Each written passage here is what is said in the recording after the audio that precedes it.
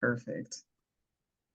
All right, everyone, welcome back to a new season of From Foster to Blank. I have Cary here, and she is going to be sharing with us today and was a former foster youth, and now she is going to share a little bit about what she does now. So, what do you do? Fantastic. Well, first of all, thank you so much for having me here today. My name is Cary Martin Shelby, and I want to first begin by sharing my professional background. I am currently the Ralph Brill Endowed Professor of Law at Chicago Kent College of Law, and I specialize in corporate and securities law. I teach a variety of business law courses. I went to undergrad at the University of Illinois in Urbana-Champaign, where I majored in finance, and I went on with business law. I went to law school at Northwestern Pritzker University School of Law. After graduating, I practiced as a hedge fund attorney for about 4 years before going into academia. In terms of my research, I research at the intersection of race and corporate and securities law. And I broadly look at the ways in which racism compromises financial stability. And I research the ways in which the regulatory rules can actually serve as a mechanism to protect against the resulting harms that I identify in my research. I currently have a book contract for my academic scholarship with Cambridge University Press. And the title of the book, the tentative title at least, is Markets for Black Pain, Law and Marginalization as a Commodity. And so that's my professional background. And what many people don't realize is that I actually come from extremely humble beginnings. I've experienced homelessness as a youth, chronic poverty. I was also in the system. I lived in a total of 6 different placements as a ward of the state here in Chicago, Illinois. I'm happy to report that due to the advocacy of other youth who experienced foster care, that term has now been changed to youth in care.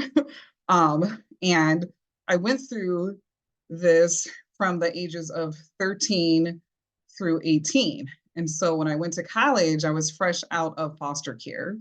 And I've also sort of integrated deconstructing what led to my success into my professional background. And so I have since started a company called DaCasiom LLC. And the DA in that name stands for daughter. And it represents the journey that I had in higher education as someone who yearned to be a daughter for such a long time and what that looked like. And Casium is actually the word mosaic scrambled. And this embodies who I was when I was a student in higher education, and that I couldn't yet see how all the pieces of myself represented this beautiful picture. I was like scattered all over the place, and it mirrored how I felt when I was in the system, like just being scattered all over the city of Chicago. And it took a mosaic of resources and organizations and people in order for me to put those pieces together. And so through this vehicle that I created, I endeavor to help other students who have experienced comparable adversities. And I do this through a blog that I've created. It's on my website, DaCasiom.com, where I share pieces of my mosaic. Like, here are some of the lessons that I learned along the way. Here are some imparting words of wisdom when it comes to identifying my strengths as someone who experienced foster care and building up my confidence. And I also do this through speaking engagements. And I created a care package program where I work with an organization in Chicago called Foster Progress. And that organization mentors youth who experience foster care who are currently in college. And I work with them to actually send these incredible students care packages, because I recall when I was in college, one of the many challenges that I experienced was the isolation and not getting a care package. And so this, I think, is just one small token of love and honor and respect that I could send to these students. And so that's who I am and what I do in a nutshell. Man, we just stop there and be like, look at this powerhouse because that is crazy. Like it's so crazy to me that so many foster youth don't get to hear that piece where you said it's a puzzle. We look at our puzzle and we're like, oh, it's so messy, but you saw it and said there's a lot of strengths in this. And you were able to tap into that and be like, okay, let me figure this out. What was that process like when you were kind of navigating, realizing they were strengths versus most of us would look at our strengths and be like their weaknesses, we're just no good and blah blah blah. Like how did you navigate through finding that as a strength?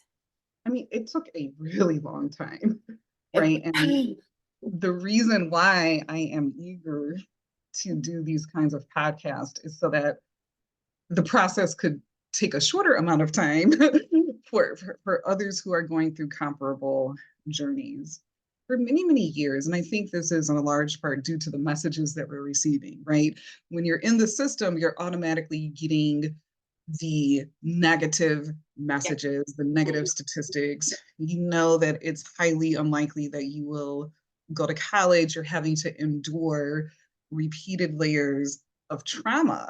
And for many years, I viewed those differences as major weaknesses in terms of becoming a self-sufficient adult.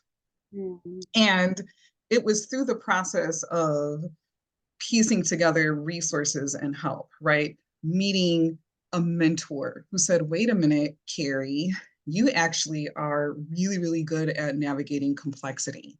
And I said, wow, I guess that makes sense because when I was in the system, I had to interact with, at 13 years old, lawyers and judges and caseworkers and social workers. I had to navigate all of these different familial structures and units and still wake up every day and survive. And I said, well, wait a minute, I guess navigating complexity is a skill set, a strength that I earned as a result of these experiences. And having mentors to say, hey, who could see strengths and see gifts, even if I couldn't at the time see them for myself, that Yeah. was huge. That was huge Yeah. in getting through this process. And just having access to direct resources, right? I remember just struggling and finding a place to stay over the breaks and having someone say, hey, you could stay here over the breaks, having access to a link card, right? Having access to all of the resources to just take me from point A to point B was huge. And, for the sake of clarity, I'm not saying that anyone should go through these adversities in order to have these kinds of strengths, right? Because trauma is an insidious taker, and no child should have to go through those experiences. It is deeply unjust. But there is this expertise that she gained from those experiences, and those layers of expertise are often dismissed within elite circles. And so, for example, there is a layer of expertise through my lived experiences that I bring within the realm of corporate and business law that no one is thinking about. Yeah. Nobody is thinking Yep. about, right? Yep. And You're like, speaking my and language. who would think, right? Who would think that someone from our background would become a hedge fund attorney, right? And so it's huge to sort of think about how our experiences provide a level of expertise Yeah. that we could infuse within a variety of fields. Yeah.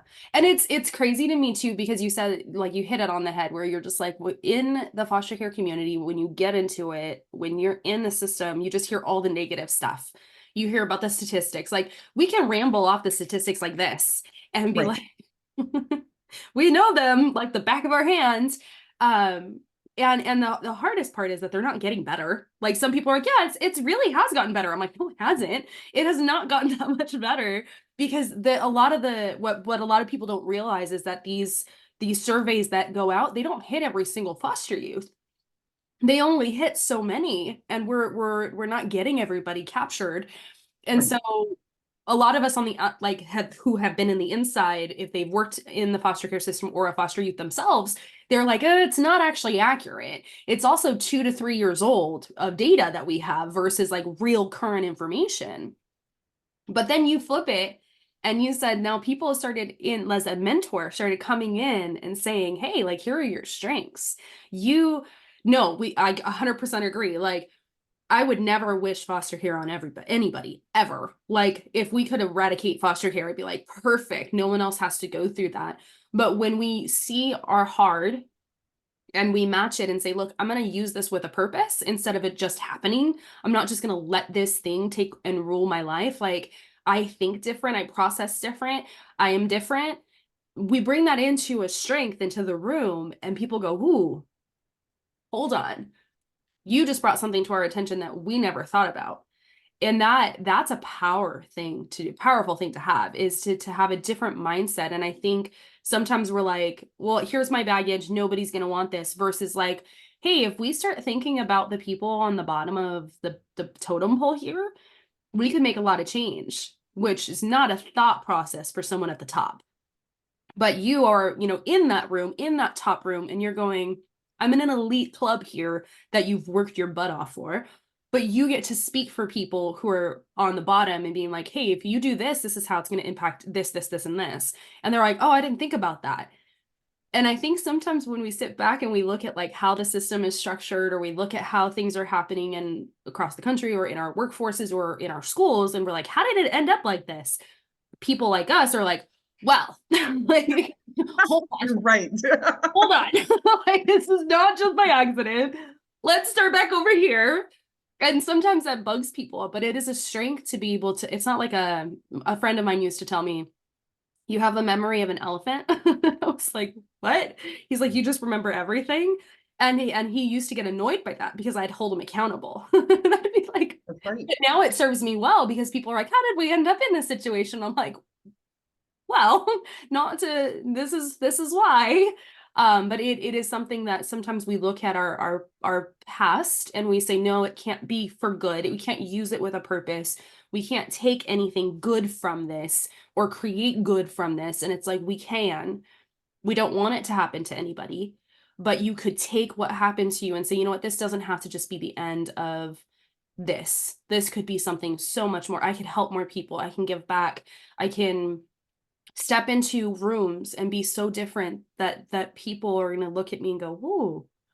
So when you're navigating these spaces, and you're able to help shift the mindset of someone, what is that experience like? What do you It, feel in that moment? I feel so many different things. The first word that came to mind was healing, Mm, right? It's a very healing experience to have a sense of purpose, to have value after growing up and mm, feeling like I was invisible and feeling like I was nothing and feeling as if I had no vision for the woman who I would become. yeah, And when I'm in those spaces and I'm actually contributing and giving value, it is a very healing experience. I also think it's the ultimate form of justice yeah, to say, hey, for all of the wrong, right? I think unfortunately we experience just a litany of disappointment when we go through what we've been through. And it truly is the ultimate form of justice to say, I do have value, irrespective of how I was treated. yes, And that value, there is no dollar tag for that value. So yeah, justice, healing, there's a sense of freedom yes, that comes along with that. And it's just very gratifying to know that, when you get in these spaces, to quote Michelle Obama, she said that she sat at every table and she said, they're not that smart. And at the end of the day, remember I'm that. not I was here like, to, I'm not here to judge yeah, anyone's intelligence. As a professor, I always come into the room with a completely blank slate, but you realize that your contribution is invaluable within every single Absolutely. space. Absolutely. And she wasn't saying it like, oh, I'm smarter than everybody else. She wasn't saying like, I'm intimidated when I walk into these rooms and then you start talking to people and you're like, oh, you're not up here. Like, not a bad thing. Like, you're on my level. Like, I can That's have right. a conversation with you. And that's why she was saying it. And it's 100%. Sometimes we go, oh my God, like that person's richer, smarter, they won't want to talk to me, a peasant. Like I tell myself that a lot. Like when I walk in a room, I'm like, oh, I'm just like this person who doesn't need to be here. And people are like, what are you talking about? Like, you need to be here. And I'm like, oh, let's switch that mindset. It's like, I'm here, let me learn what I can learn from people, but also too, what can I bring to the table, and that's valuable. And I don't think a lot of people think that way. And I love that she said that, because she was just like, oh, they're right here with me. Like, I can have a conversation with them too. Like, they're not like, it's not, we're not talking to Einstein here. Like, if I was next to Einstein, that'd be a little bit different. Or like Thomas Jefferson when he made the light. Was it? No, that was not who made the light. I don't remember. Edison. Thomas Edison. I'm like, I'm not sitting with him, but we're sitting with people who are normal human beings, and we have something to bring to that table. Absolutely. Love that. Okay, so we're going to go into our next question. How do you define success? Hmm. So, success, it broadly encompasses achieving a stated goal. I think that's the most basic way to define success. But what those goals have entailed have changed tremendously across the spectrum of my life story. When I was experiencing chronic poverty and when I was in the system, success for me was survival. Success was waking up in the morning and putting one foot in front of the other. And I remember when that goal changed to self-sufficiency. Like, okay, I really would like to be a self-sufficient adult. Mm. And when I got to college, I put so much pressure on myself to excel as part Mhm. of that definition of success. But then that definition transitioned to purpose. So for me, success at this juncture of my life's journey means purpose. And it's not enough to be at a particular institution. It's not enough to have a particular title.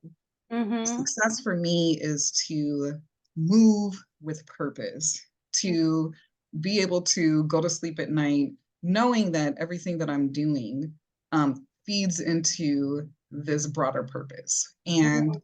success is something that is unique to all of us. We all have to go through the process of defining what success means to us. It's constantly changing, as demonstrated by my answer. And it's Mhm. not linear, right? The path to success can go in a zigzag, it can go in a circle. I've seen Yes. like a lot of circles in my life. um, Oh my God. right? And you just have to kind of be willing to go along for the ride. There's this picture that I found, and it's the definition of like trying to get a goal. And there's two sides to it. The first side is like what we think success is going to be, and it's just this line up like this. And then the next picture next to it is like what it actually is, and it's all over the place. And it's just like boats and rivers and swings, and you're just like, oh, that's what it feels like. But in your story, have you ever looked at it and kind of said like, okay, this circle that I thought had no purpose or no end in sight, it mattered at the end to where you could say, okay, that situation I thought was pointless is something that I have been able to use over here. Has that ever happened? Oh my goodness. Over and over and over Right. again. So weird. Okay, so Over and over again. how do you navigate that? Because I think when we're in the hard and we are wanting to make it matter, it's hard to say. I think a lot of people are like, it was worth it. And I'm like, the stuff we went through is never worth it, but it Yeah. matters.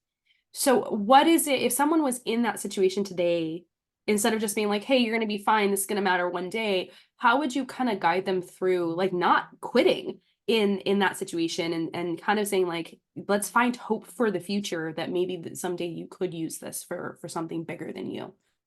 I mean, yeah, that's a great question, right? How do you guide someone through that process? I think it certainly helps to share the stories of others, Mm, right? Like having this podcast, I think is great. Like, so here's an example of how it looked for someone else. Like I remember reading Maya Angelou's biographies, and I remember reading her story across her 3 books oh, and saying, you know what, if she could go through all of these experiences and be this incredible poet and artist and writer and all of the things, right?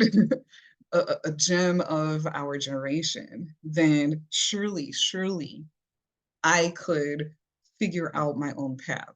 So mm, just the process of looking at other people's stories for me helps tremendously. And so that's probably something that I would perhaps begin with. I would really try to listen to the person to just hear like what exactly is going on, and mm, just to communicate, that you cannot predict the future, right? You may think that your current situation is so difficult that it will never ever end.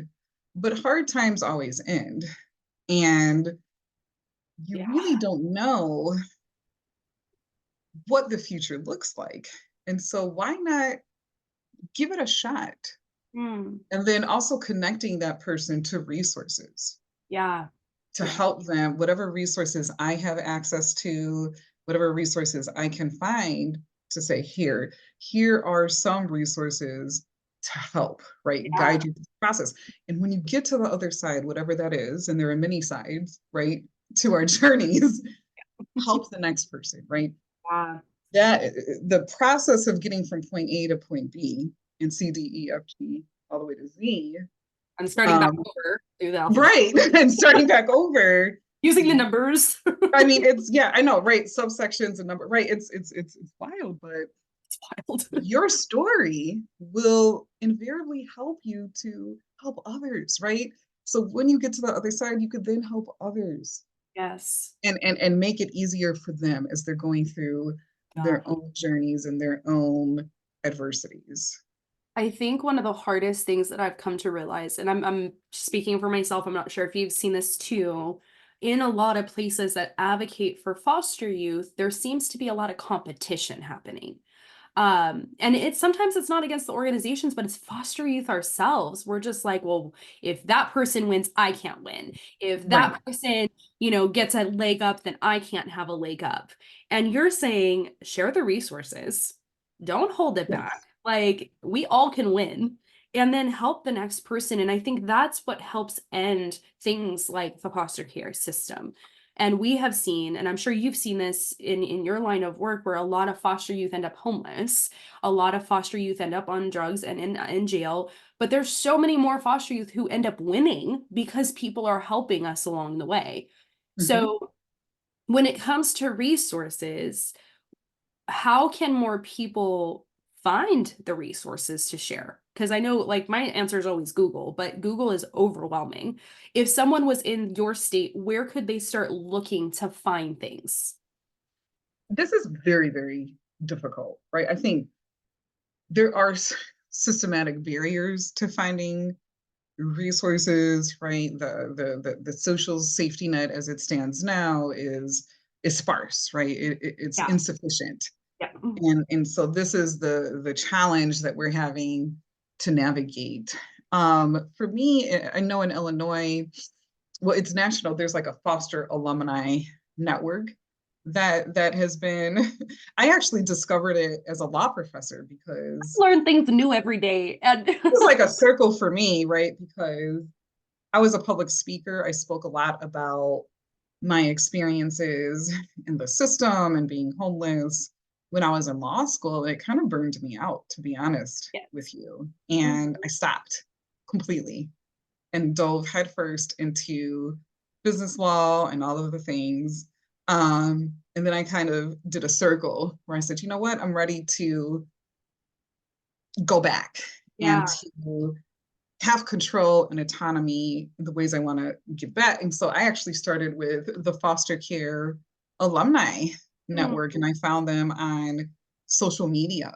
And it was through the individuals that are a part of this alumni association that I was able to find yeah, resources and connect others to resources, because many of the individuals within that network have done lobbying and have advocated for yeah, a number of resources for youth who experience foster care. So for me personally, I would start with that network and yeah. like send a message and say, hey, I need to um, find that because I'm yeah. like, And yeah, and then there are organizations like Foster Progress is yeah, fantastic for um for youth who are currently in college, right? Because that is a very, very lonely and isolating experience if you've gone through foster care and you are in college. And so that is a fantastic organization. yeah, Um, if that's the path that you're on. yeah. And like navigating FAFSA, like I actually worked with an organization called the Ada S. McKinley Okay. Foundation. They helped me to complete my FAFSA. I had no idea what I was doing. That And fast. Let's hold pause because that FAFSA is a beast. So can it's you name the terrible. organization again? It's called the Ada S. McKinley. So it's MC and then capital KINLEY Okay. Foundation. And And we will link it it. was a while. It was, gosh, I went to college over 2 decades, like 2 decades ago. But But we this still need help. organization, they're It's so still rough. doing, they're still It's doing so rough. incredible. Y'all, we need They're- some help. yeah, they're still doing incredible work when it Yeah, comes to I love that. That's helping so helpful. students. Yeah, for sure. I cry every time I had to do FAFSA. I hated it. And I went from my associates to my PhD, and every time I had to do it, I was like, ugh, FAFSA. Like, it sucks. It's also very triggering. I It think is. it's very triggering to go through that form and they're asking all of these questions about your parents and their income level. And Education I found my level. blood They're boiling, yeah. I no, no. Continue. Yeah. Agreed. it's just a terrible process, right? That almost made me just give up. Just even looking at that form, I was like, you know what, maybe college is not for me. Yeah, because it feels like even though there's an option to say like I do not know, prefer not to say foster youth, it automatically turns it off if you identify as foster youth, but it's still just seeing it. You're just like, my parents aren't tied to me and they're not helping me. They don't want to help me. They haven't been around for X amount of years. And I'm being asked for this thing, and it's just like that reminder again, and more of a reminder like, hey, you don't have people behind you.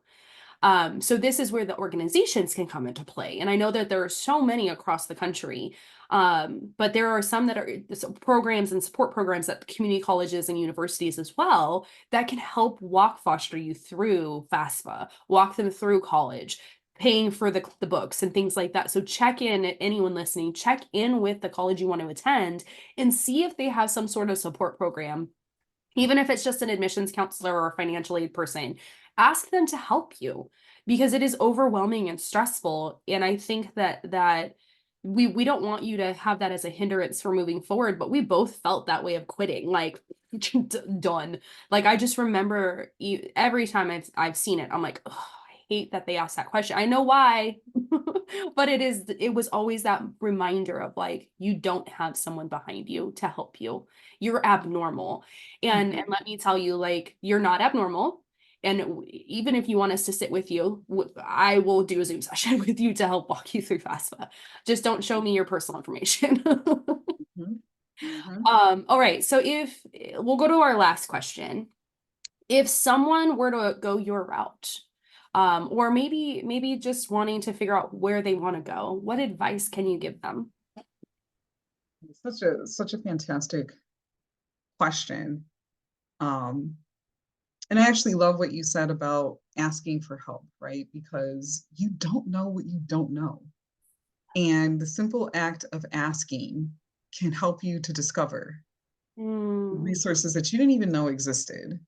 But to your question, right? Like how do you do this, right?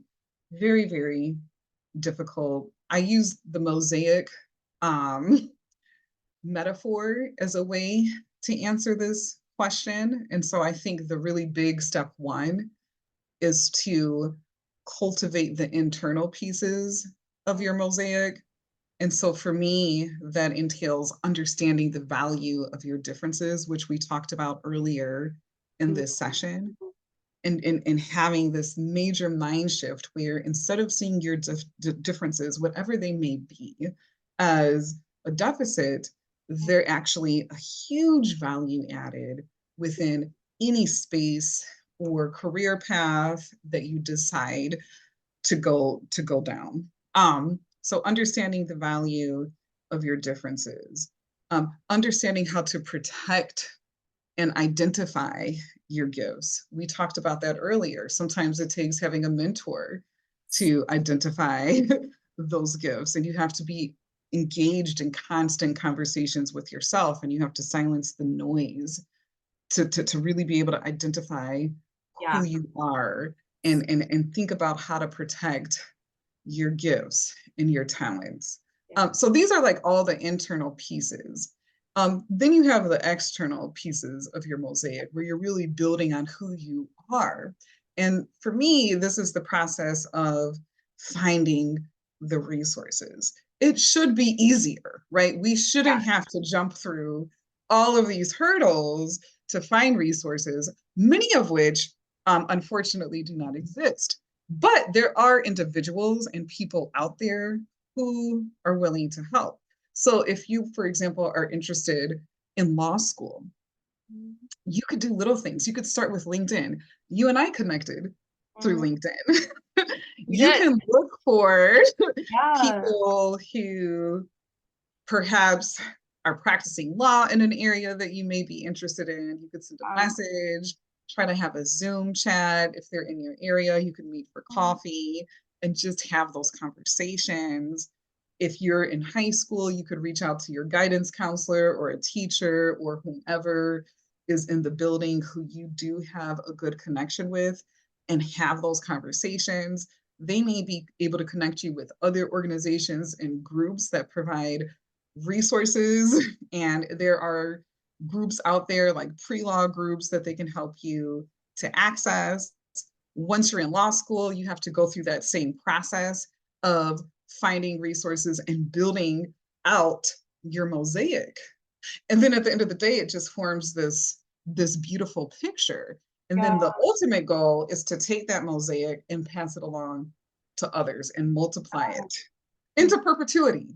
Yeah. And so those, I mean, that's really a really big way for me to answer Yeah. that question, the hows. And this is something that I'm doing constantly right now.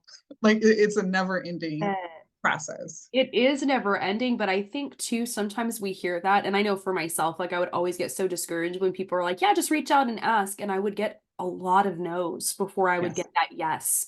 And so it's like you have to be persistent and like people will tell you no and say, no, I don't want to talk to you. No, I don't want to get you on this podcast. No, I don't want to help you find resources. But like you said, you were like, find someone who you have a relationship with who will say yes. Like just keep asking because it is discouraging and that's where it is hard to find the resources. Sometimes it's hard to find the support, but sometimes you have to find the people who are going to support you in the best of what you need.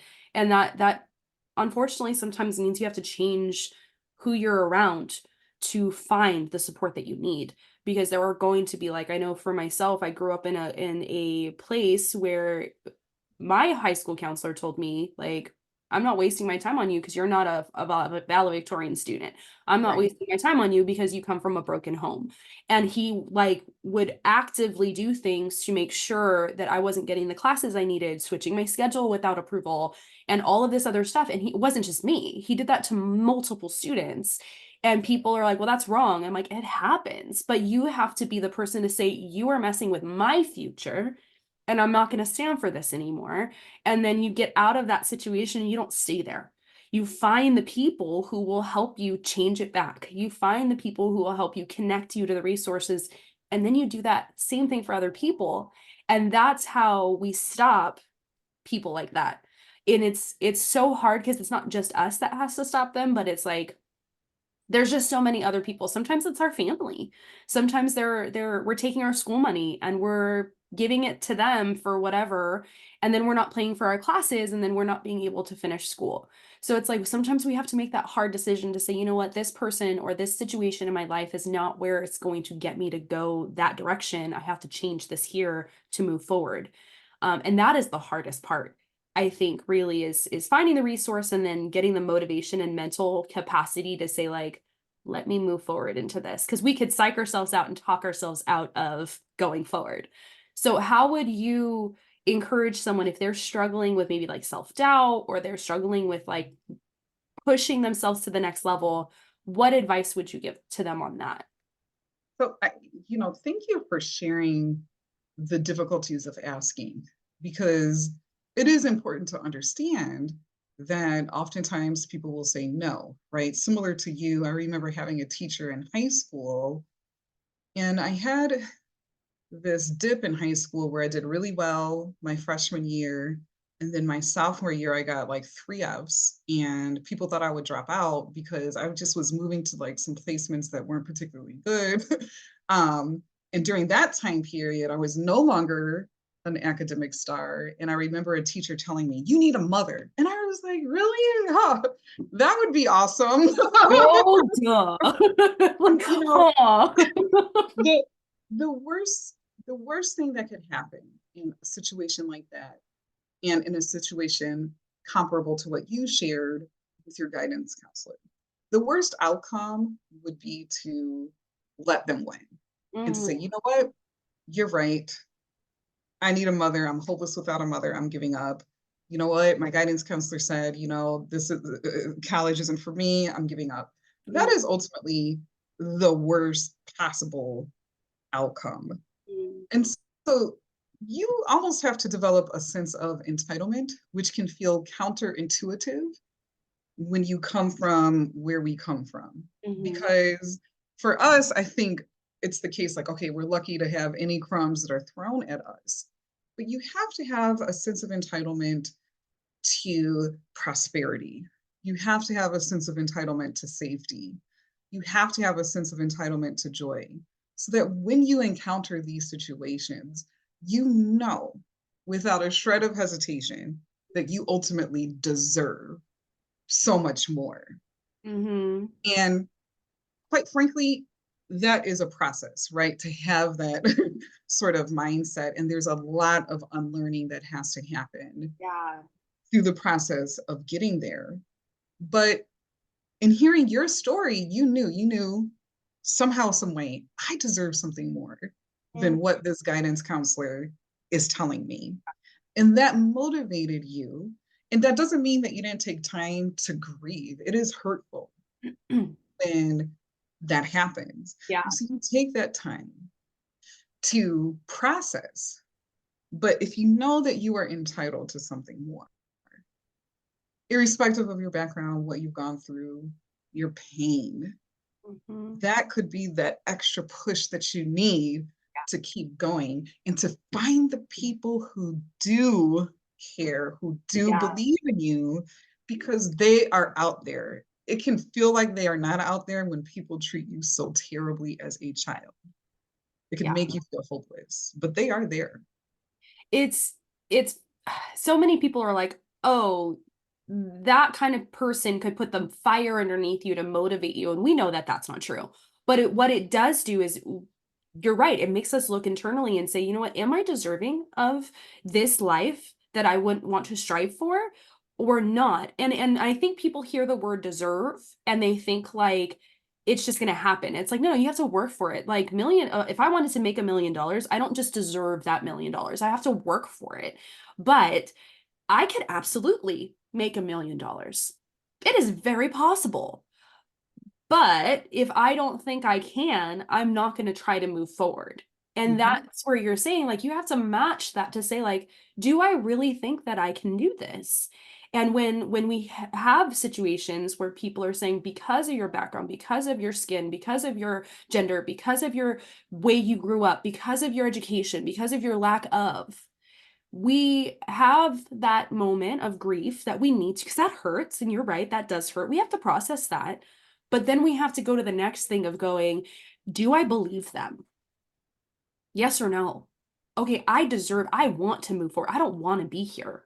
And that's where I think some of us get stuck, where we're just like, nope, I don't deserve it. I'm just going to stay here. I'm not going to, they're right. I'm wrong. I'm never going to. And then 10, 15 years goes by and we're like, why did we let that one person win? When in that moment, a lot of us who are pulled out of this, we looked at this and go, they're wrong. I do deserve to go forward. I could be just like everybody else, but that means we're further back and we have to fight a little harder to get back into alignment with where everybody else is ahead of us. And it does sometimes feel like we're always running behind people, but we'll get there if we keep our eyes on where we want to go, but also giving ourselves the grace to grieve when it hurts. And I That's right. think that some people, like, I know for myself, I started therapy again because I was like, I really want to talk through, like, now that things are calm instead of in therapy when things are crazy. I wanted to work through the emotional stuff because I was like, man, like, I feel like mentally and physically I'm over here, but there's some things that still hurt right here. And my counselor said, emotionally, it takes us time, like, our emotions actually take the right amount of time to process. But mentally, we can sit there and like just move it out of the way. And so she's like, your heart needs that time to process like what you feel. And so she's like, give that to yourself. And I was like, I never thought about it that way. Like, we could sit here and be, which is where I think a lot of people are in general, where they are where they want to be, but emotionally they're not there yet because they haven't given that time themselves, that time to grieve what they've gone through. And I think that's where you kind of see the disconnect of people, where it's like they have everything they've ever wanted and they're depressed and anxious, and it's because they've never taken the time to grieve what they actually lost. So that's such a great reminder to be like, grieve Yes. what people didn't say the right thing to you, grieve not having the family you thought you should and deserved to have. We all deserve to have a better situation. Grieve people who actively fight against us and our success, and then ask yourself, like, is it worth moving forward or do I want to stay here? And then hopefully moving forward so that way you can get to where you want to go. And I think when we find that purpose, that's when we move differently. But when we're trying to move forward without purpose, I don't feel like, for me personally, I don't feel like I move well. So I like that you said, like, move with purpose. Mhm. I love that. Do you have anything else you'd like to say before we end? Gosh, I love everything that you shared about the grieving process. And for my journey, I remember having to grieve what could have been. And it hit me during unexpected times. So my biological father passed away in 2021, in March of 2021. And I went through this epic grieving process of what could have been that was very much related to my experiences in foster care Mm, and the neglect that I had. And so here I am, right in my 40s, having to go through this intense grieving process mm, of what could have been that was right. triggered by his passing. Yeah. And it is important to know that the healing process is a lifelong journey. Yes. You don't just say, and this would frustrate me, and interacting with others, like, oh, you're going to heal, you'll be fine. And yeah, you will be fine, but it's this lifelong Mhm. journey that ebbs and flows. um, and so you always have to have those conversations with yourself. And thank you for sharing your journey. I really appreciate it. I'm inspired by everything that you shared. And I think we've shared everything. And for those who want to learn more, they could Yes. certainly check out my blog, which Yes. is And we'll link on that my at the website. bottom of the YouTube video, but we could always put it at the podcast information too, because I want people to follow you and learn from you, because like, I'm walking away with so much knowledge being like, wow, okay, cool, I'm on the right track. Or, oh man, I need to work on that grieving process, because it is lifelong. But thank you so much for being on and for sharing your story and being, open with us. And then just, yeah, I hope people follow. And if they have questions, they can reach out. right? Absolutely. They can definitely reach out. And thank you too. It has truly been a pleasure. Thank you so much.